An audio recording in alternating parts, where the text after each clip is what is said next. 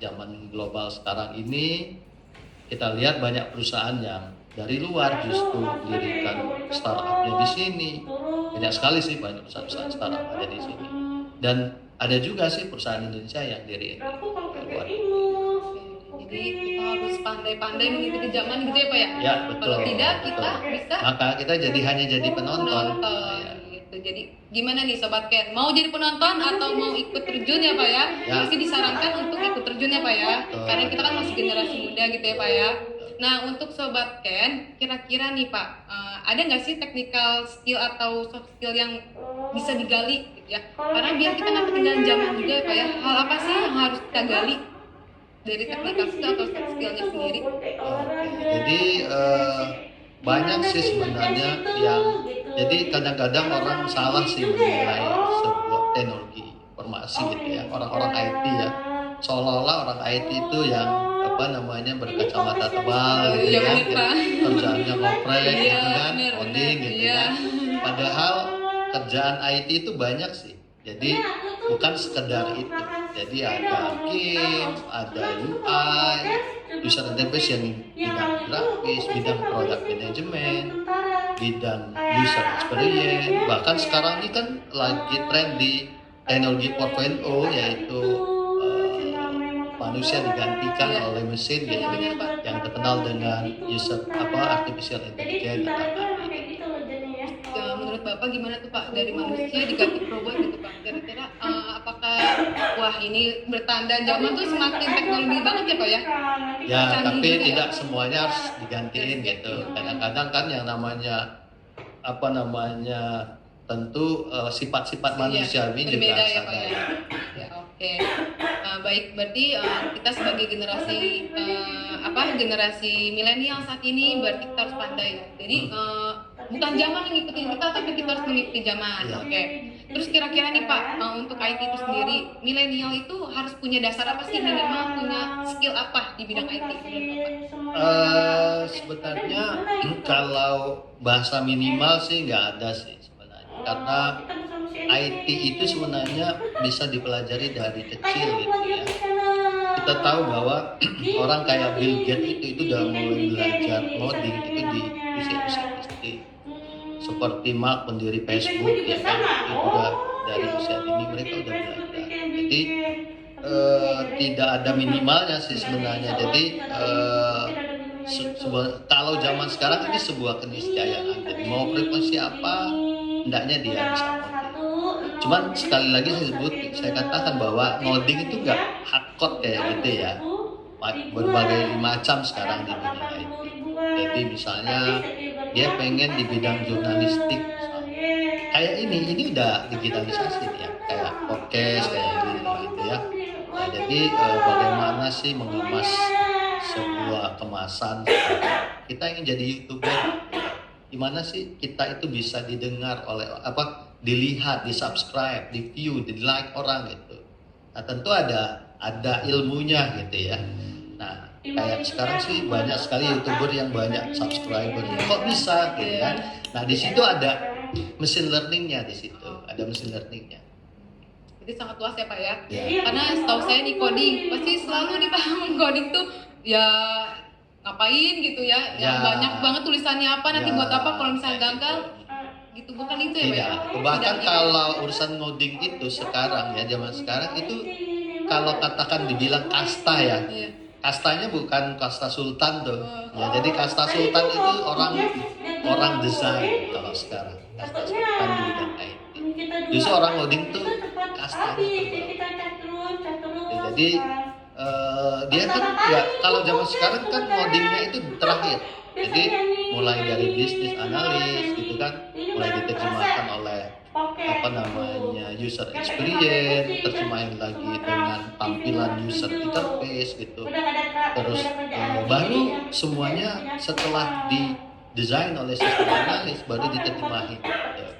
Sama si codingnya, itu namanya software engineer.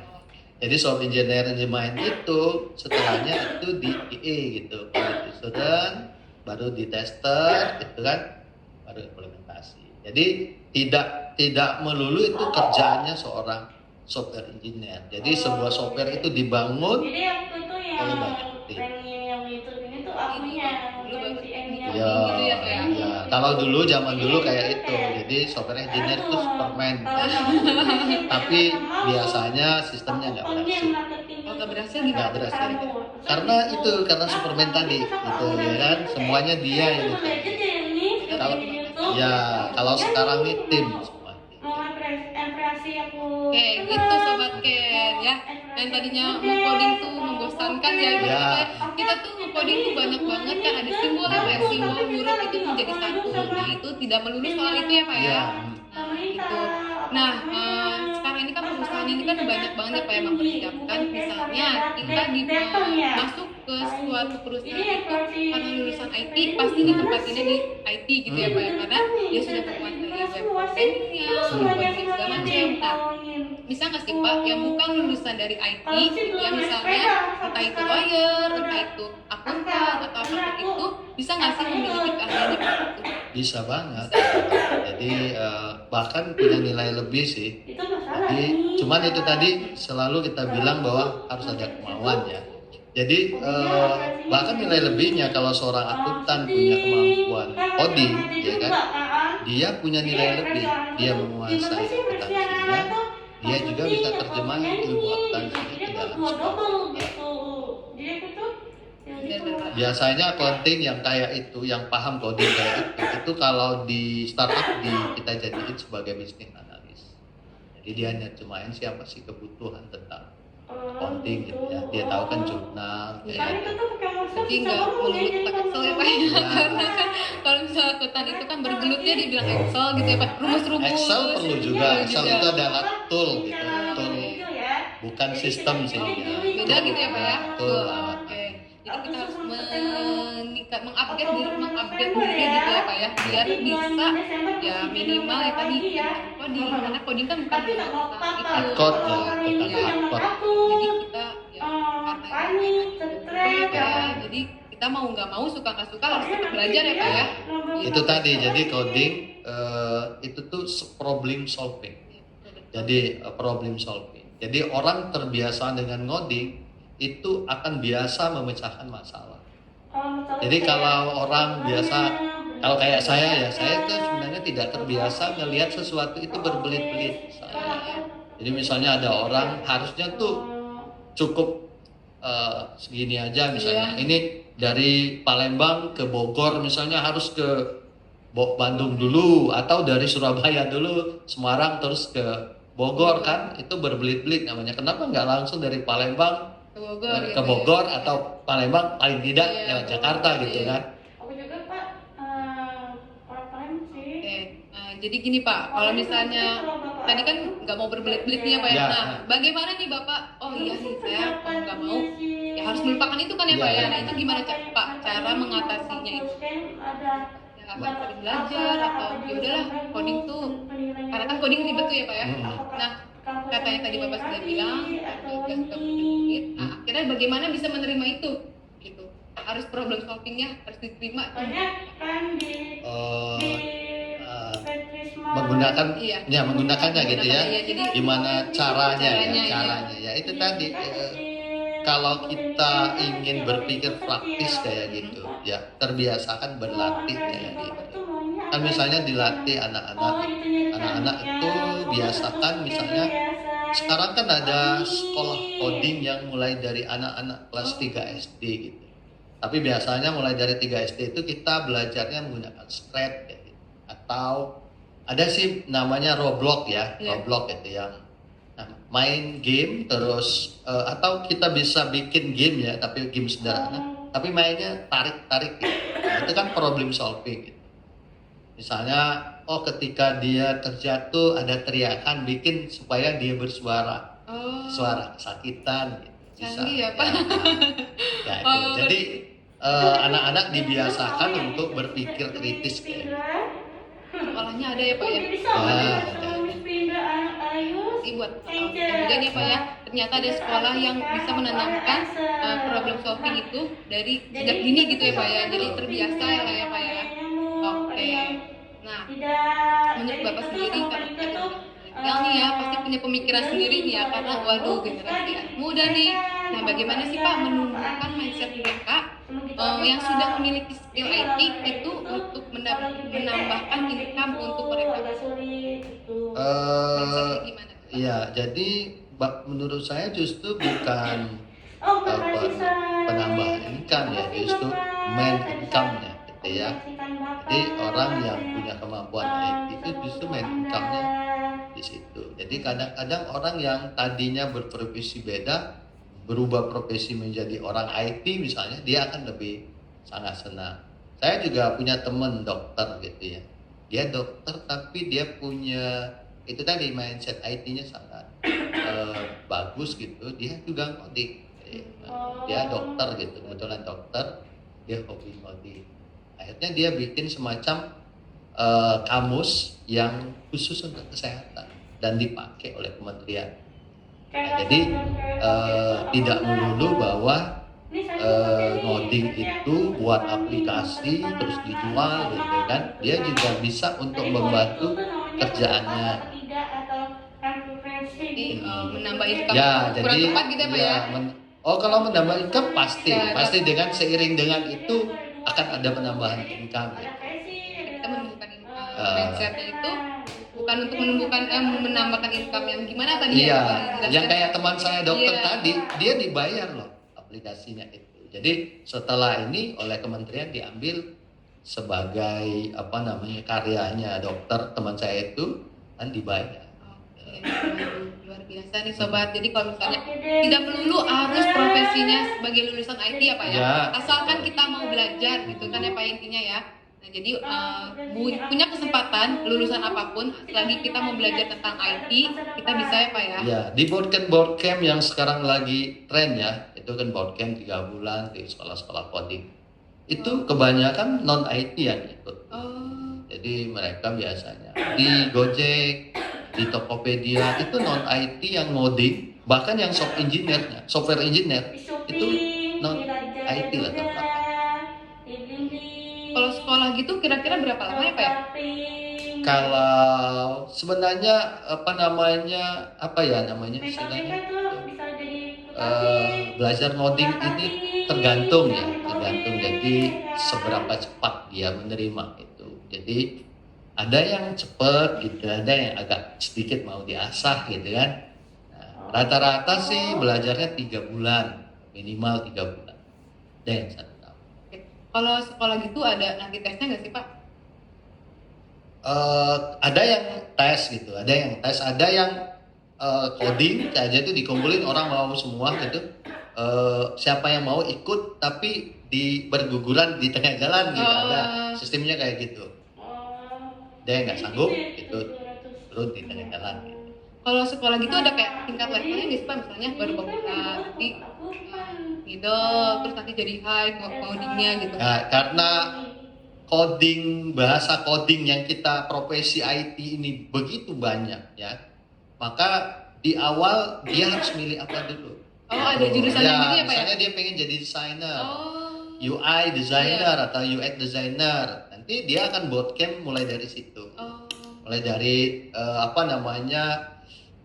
tingkat awal dulu, istilahnya itu tingkat dasar dulu. Berarti emang sesuai kebutuhan lah ya Pak ya, dia mau di apa gitu ya? Betul. Fundamental gitu biasanya, bahasanya itu fundamental. Oke. Baik, nah coba Pak mau tahu nih Pak contoh kasus mengenai IT ya yang bisa dijadikan motivasi untuk sobat-sobat Ken nih Pak. Kalau anak milenial yang sudah umuran di atas 15 tahun gitu ya, kita bisa ajak mereka untuk ngelihat sekeliling gitu ya. Kita lihat misalnya siapa sih pendiri Bukalapak gitu. Itu ada Zaki gitu ya. Itu anak muda gitu ya, semangat tinggi aja punya Bukalapak. Sekarang Bukalapak justru sudah IPO. Itu sudah go public misalnya. Itu sudah seri 8. Udah ceritanya Zaki ini sudah konglomerat lah kalau bahasanya.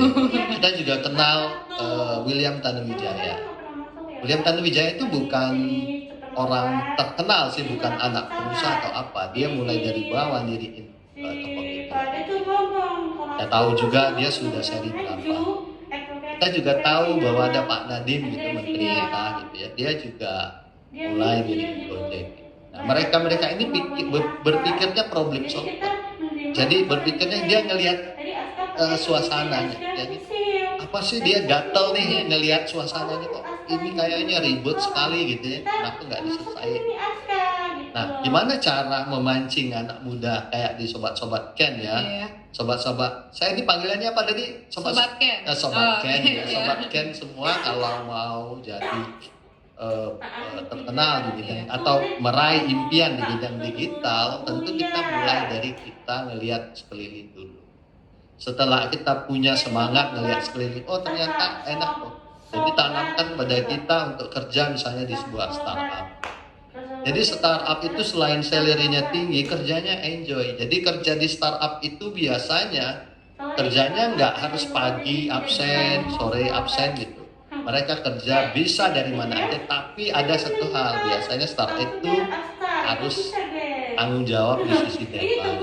Kalau deadline-nya harus sudah selesai, jadi kerjanya nggak harus pakai seragam gitu kan, timnya juga enak gitu, jadi kerjanya tim gitu ya, jadi nggak melulu semuanya dibebankan pada dia sesuai tasnya aja, jadi dia punya responsibility-nya apa nih, dia punya tas atau tanggung jawab apa, saya sebagai UI UX-nya, jadi dia bikin script-nya gitu, apa namanya, mock-up-nya gitu, mock-up-nya, bikin desainnya, nanti setelah didesainnya itu diserahin ke engineer, kan enak kerjanya gitu. Jadi cuman itu tadi, kalau kita tidak punya soft skill, kerja di situ bikin baper sendiri gitu, jadi kita susah sendiri gitu ya. Iya benar. Nah inilah problematika Pak, ini generasi milenial kadang suka ada baper gitu ya Pak ya.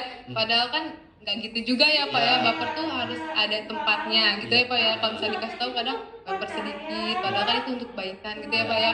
Nah jadi intinya contoh kasusnya itu kita harus melihat ya, kayak ibaratnya tuh kita punya kayak tokoh idola gitu ya. Ya, betul, karena dia udah betul. sukses nih Ya. jadi ini, aduh saya mau nih Bisa. jadi dia Kayak gitu. kita ada foundernya Apple gitu Iya, kan, Steve benar. Jobs gitu, foundernya Microsoft, Bill Gates gitu Nah kan. iya. Ada Mark yang sekarang pendirinya WhatsApp, yang kita pakai WhatsApp itu gitu. Benar. Jadi kita punya acuan nih ketika kita mau sukses di bidang IT gitu ya. Aduh pengen bikin apa nih ya kan apa ya? Kayak kemarin dulu tuh Gojek belum punya nih, kemana-mana ribet naik angkutan umum ya. Ya udahlah sekarang pakai Gojek. Langsung nih datang ya Pak ya. Sobat-sobat kan bisa bikin Iya. misalnya di sini sih bikin aja apa gitu Iya. yang bisa di solve. Misalnya apa sih yang misalnya dari sini kita mau pesan semacam orang kalau mau cari kos-kosan di mana iya. sih gitu. Benar, Bisa. Pak. Walaupun sudah ada Traveloka, ada Loket gitu kan, ada apa? Loket, ada apa ya? Tiket.com gitu ya. Benar. Nah, jadi kita menyesuaikan juga nih. Kita mau jadi apa ke depannya ya di bidang IT apa ya? Jadi jangan jadi penonton. Nah, intinya jangan jadi penonton. Jadilah yang memain ya, pemain Ya, utamanya nih. kita juga harus Bikin. jadi pemain di sana. Ya, benar tuh kata Pak Mutakin. Jadi kalau misalnya ada aplikasi kita bisa cobain nih karena ya banyak yang merantau kuliah. Nah, bingung nih cari kosan di mana karena memang nggak tahu ya ruang lingkupnya. Ya. Nah, bikin aplikasi itu Sobat Ken. Itu memudahkan untuk kita semua. Oke, gimana nih Sobat Ken? Udah dapat ya banyak ilmu yang diberikan oleh Pak Mutakin. Semoga ilmu-ilmunya bermanfaat untuk kita semua ke depannya. Terima kasih Pak Mutakin yang sudah Oke. meluangkan waktunya nih, yang super sibuk ya Pak ya. Semoga Bapak punya kesempatan waktu lagi untuk berbincang-bincang di podcast kita selanjutnya Pak ya. Oke Sobat Ken, waktunya juga nih sudah tidak terasa di akhir penghujung acara. Jangan lupa terus dukung program podcast kita dengan cara like, komen, dan subscribe YouTube channel kita. Dan jangan lupa nyalakan loncengnya biar kalian jadi orang pertama yang mendapatkan notifikasi dari kami. Sampai jumpa Sobat Ken, bye!